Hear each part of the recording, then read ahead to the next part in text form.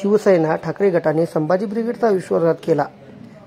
मनोज आखरे प्रदेश अध्यक्ष संभाजी ब्रिगेड यांनी म्हणाले आहेत. सविस्तर बातमी अशी की शिवसेना ठाकरे गटाने संभाजी ब्रिगेडचा विश्वासघात केला आहे अशी टीका संभाजी ब्रिगेडचे प्रदेश अध्यक्ष मनोज आखरे यांनी केला आहे. नांदेड जिल्ह्यात रत्नेश्वरी येथे नारळ फोडत संभाजी ब्रिगेडने प्रचाराची सुरुवात केली. लोहा कंधार मतदारसंघात संभाजी ब्रिगेडकडून सुभाष कोल्हे यांना उमेदवारी देण्यात आली आहे. शिवसेनेने अनेक पक्षाशी विश्वासघात करून तिकीट विकण्याचं काम केलं आहे असा आरोप आखरे यांनी यावेळी केला.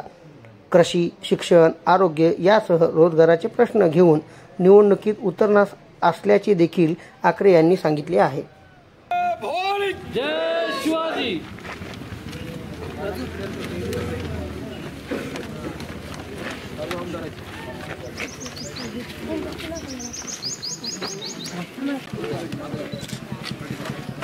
छत्रपती शिवाजी महाराज की जय. जिजाऊ जय. देश की ब्रिगेड. त्यामध्ये कशी लढत राहणार आहे? किती उमेदवार देण्यात आले?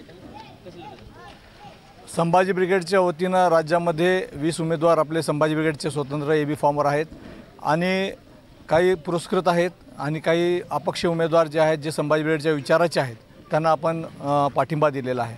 एकंदरीत 80 उमेदवार पाठिंब्यासहित आणि पुरस्कृतसहित संभाजी ब्रिगेडच्या वतीनं महाराष्ट्रामध्ये या निवडणुकीच्या रिंगणामध्ये आहेत. आणि गेल्या अनेक वर्षापासून आपण सामाजिक काम करतो, राजकीय काम करतो, परंतु सत्तेशिवाय शहाणपण नाही ही भूमिका नेहमीच संभाजी ब्रिगेडने घेतलेली आहे. आणि म्हणून राजकारणाच्या अंगानं विधानसभा क्षेत्र हे सर्वात महत्त्वाचं क्षेत्र आहे. विधानभवनामध्ये बुलंद आवाज उठवणारा या शाहू फुले आंबेडकर विचारधारा जोपासणारा माणूस पाहिजे. केवळ वाणीमध्ये नाही तर केवळ कृतीमध्ये काम करणारा सुद्धा माणूस पाहिजे. कारण आजपर्यंत आपण सत्ता बघितल्यात वेगवेगळे लोक केवळ महापुरुषांचे नाव घेतात परंतु त्यांच्या विचारांची कुठंच जाणीव ठेवत नाहीत आणि आपापल्या पक्षाच्या वतीनं स्वतः विश्वास विकतात. ही भूमिका संभाजी ब्रिगेडनं पाहिलेली आहे आणि म्हणून संभाजी ब्रिगेड स्वतः या अनुषंगाने रिंगणात आहे आणि निश्चित पुढच्या वेगळ्या निवडणुकांमध्ये सुद्धा संभाजी ब्रिगेड मोठ्या प्रमाणामध्ये सक्रिय राहणार आहे. शिवसेना ठाकरे गटासोबत आपली युती होती. काय आपली युती तुटलेली आहे? कशी करता या निवडणुकीमध्ये कशी? शिवसेना ठाकरे गटासोबत आपली युती होती परंतु ठाकरे गटाच्या वतीनं संभाजी ब्रिगेडचा विश्वासघात झालेला आहे. आपण सर्व पक्ष बघितलेत या अनुषंगानं राष्ट्रवादी असेल, काँग्रेस असेल, शिवसेना असेल, हे सगळं तिकीटं म्हणजे विश्वास लोक ठेवतात आणि ती तिकीटं हे विकतात म्हणजे लोकांचा विश्वास विकतात ही जाणीव आम्हाला झालेली आहे.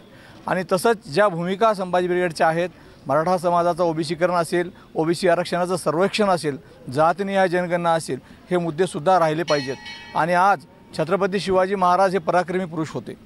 छत्रपती शिवाजी महाराजांची ओळख एक वेगळी ओळख या भारताला नव्हे तर या जगाला आहे. कारण आपण जर विचारलं एका वाक्यात भारताची ओळख काय तर छत्रपती शिवाजी महाराजांचा पराक्रम आणि बुद्ध महावीरांचं तत्त्वज्ञान ही भारताची ओळख आपण सांगतो. परंतु आज हे सरकारची लोक मंदिरं उभं करायला छत्रपती शिवाजी महाराजांची मंदिरं उभे करू आपण म्हणतात. अरे मंदिरं उभे केले म्हणजे त्यांना दैवतीकरण केलं म्हणजे त्यांचा पराक्रम शून्य करणं आहे. जे महापुरुष झालेले आहेत ज्यांनी पराक्रमातून हे स्वराज्य निर्माण केलेलं आहे, दिवस रात्र झटले या स्वराज्यासाठी, लोकेसाठी, रयतेसाठी, जनतेसाठी आणि स्वतः पराक्रमी होऊन शौर्य गाजून ज्यांनी स्वराज्य निर्माण केलं ते स्वराज्य पुरुष यांची मंदिरं उभे करून जमणार नाही. यांचे स्मारक उभे राहिले पाहिजेत, यांचे वेगवेगळे गडकिल्ले यांचे संवर्धन झालं पाहिजेत, त्यामधून लोकांना प्रेरणा मिळणार आहे. त्यांच्या इतिहासाचं जतन केलं पाहिजे, त्यामधून लोकांना प्रेरणा मिळणार आहे. आणि म्हणून संभाजी ब्रिगेडची भूमिका आहे की जसं शिवस्मारक आहे, शिवस्मारकाचा मुद्दा आता आम्ही घेतलेला आहे की शिवस्मारक हे अरबी समुद्रात कधीच शक्य नाही.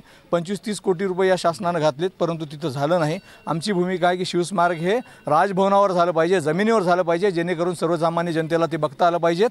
24 तास ते उघडं असलं पाहिजेत आणि त्या ठिकाणी छत्रपती शिवाजी महाराजांचा जो काय दैदिप्यमान पराक्रम होता त्याचासुद्धा तिथं उल्लेख असला पाहिजे. त्या अनुषंगानं तिथं संग्रहालय निर्माण झालं पाहिजे.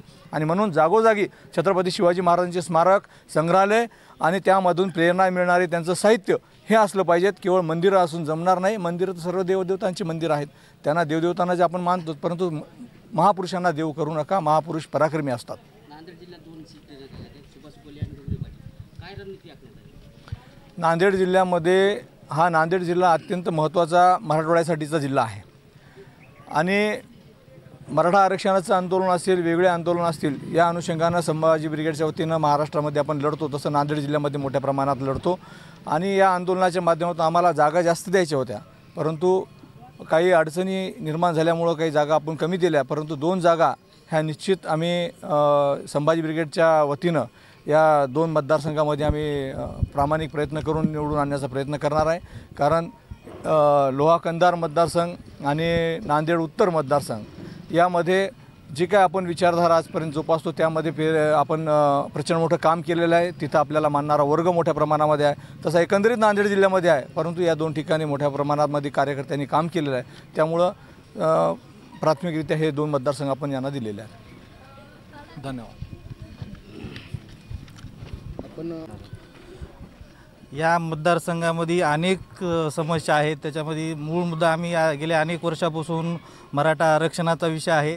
जे काही आज मनोज जरांगे पाटील जे काही मागणी घेऊन आहेत, तीच मागणी गेल्या 30 वर्षापासून मराठा सेवा संघ असेल, संभाजी ब्रिगेड असेल, ही मागणी आम्ही गेल्या 30 वर्षापासून घेऊन आहोत.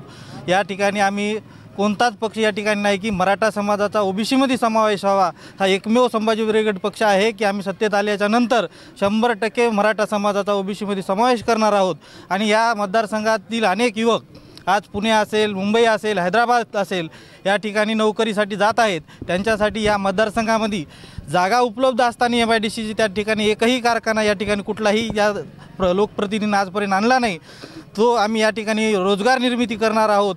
या तालुक्यामध्ये अनेक गावामध्ये सिंचनाचे प्रश्न आहेत. मतदारसंघ आज सिंचनापासून कसं दूर आहे. याच भागामध्ये अनेक वर्षापासून डेरला लिफ्ट नावाची एक योजना या ठिकाणी आणलेली आहे.